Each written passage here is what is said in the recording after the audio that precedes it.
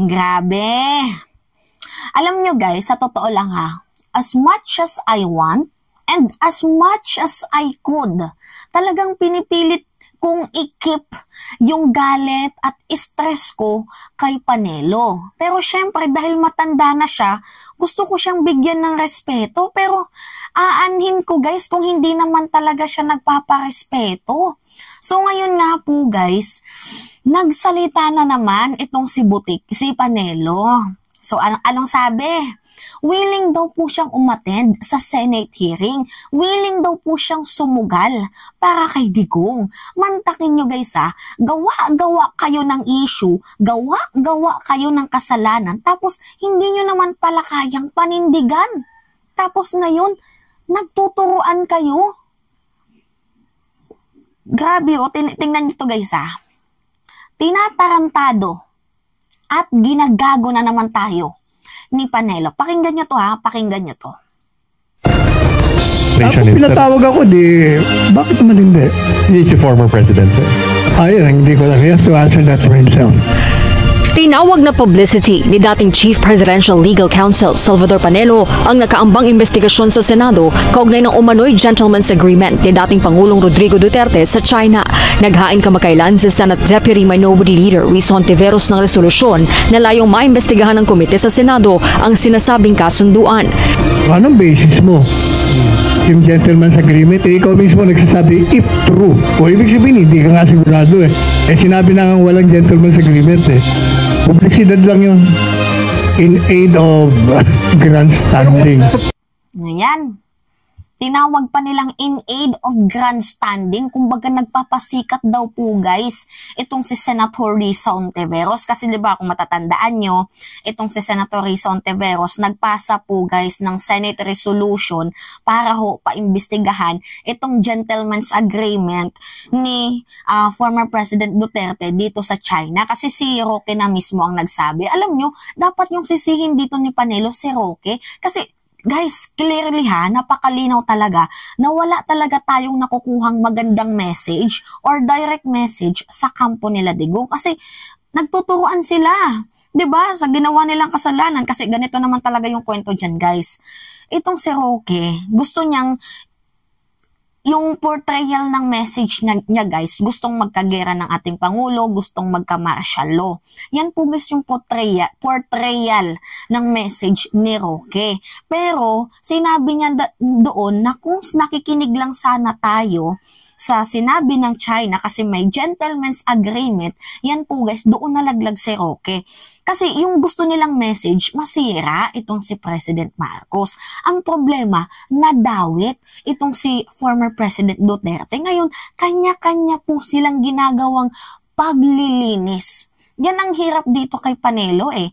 Ang bilis niya agad maghusga na sasabihin na for publicity daw ang ginagawa ni Senator Risa Hontiveros. In the first place, hindi naman po aabot sa pagpasa ng Senate resolution itong si Senator Risa Hontiveros kung hindi po nanggaling sa kanila yung issue. Guys, nagigets nyo naman ata ako, no?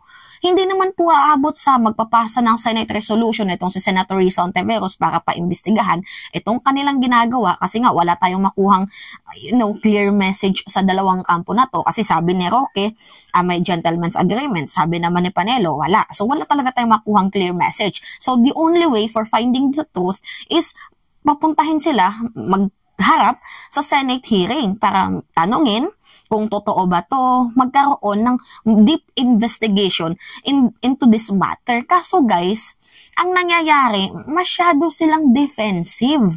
Ngayon, titirahin nila itong si Senator Risa Hontiveros na for publicity lang daw.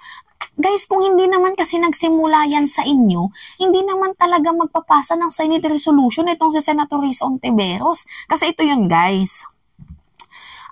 Nung April 3, itong si Senator Risa Hontiveros, nagpasa po ng Senate Resolution 982. So, ini-stress niya doon guys na gusto niyang paimbestigahan itong tinatawag na gentleman's agreement ni former President Duterte dito sa presidente ng China, kila Xi Jinping. Kasi yan po guys yung pagdidiinan ni Harry Roque. So, ngayon guys, itong si Panelo, masyado siyang defensive kasi nga, wawalis na naman sila ng kalat.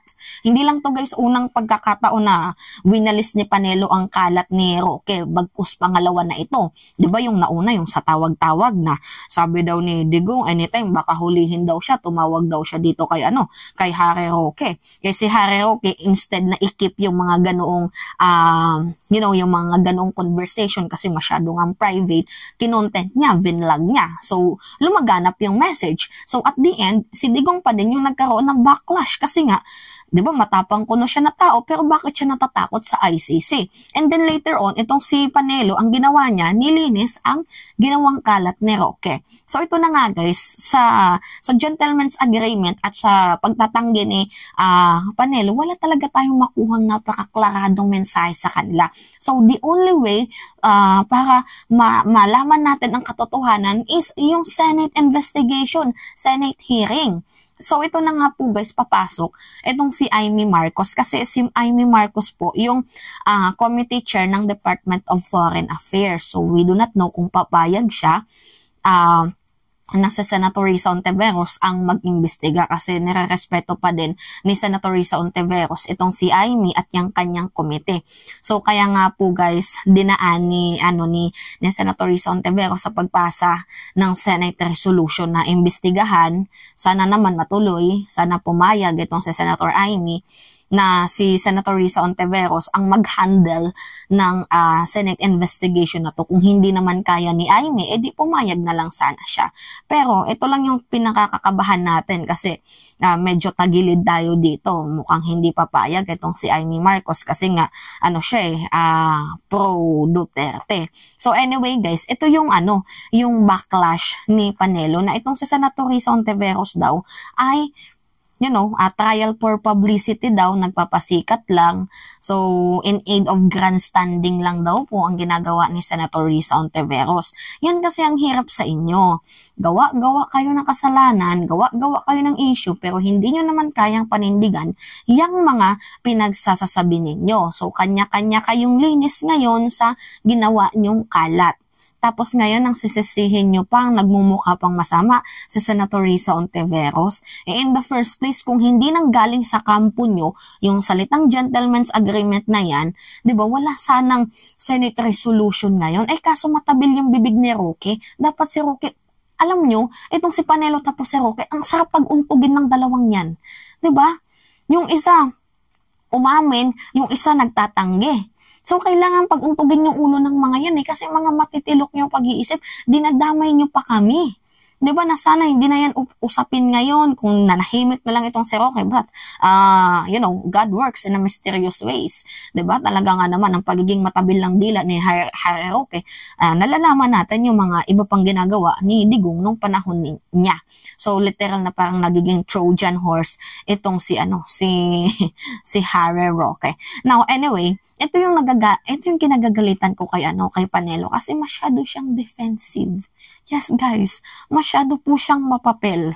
Tapos sabi niya, willing daw siyang humarap. Pero si former President Duterte, hindi niya sure kung a-attend yan, pero siya yung willing na humarap para kay Duterte. Oh my goodness, ang sarap mong tuktukan Panelo. Ang tanda mo na pero hindi ka nagpaparespeto. Nakakagalit guys. Nakakagalit na nakakainis. Ikaw yung haharap, si Digong yung merong secret deal. Gago ka ba? Ha? Nang tatarantado kayo no? Anyway, yun lamang po guys. At it's me again, si Mima Alicia Nyot, nagbabalik ulit para sa ating panibagong video.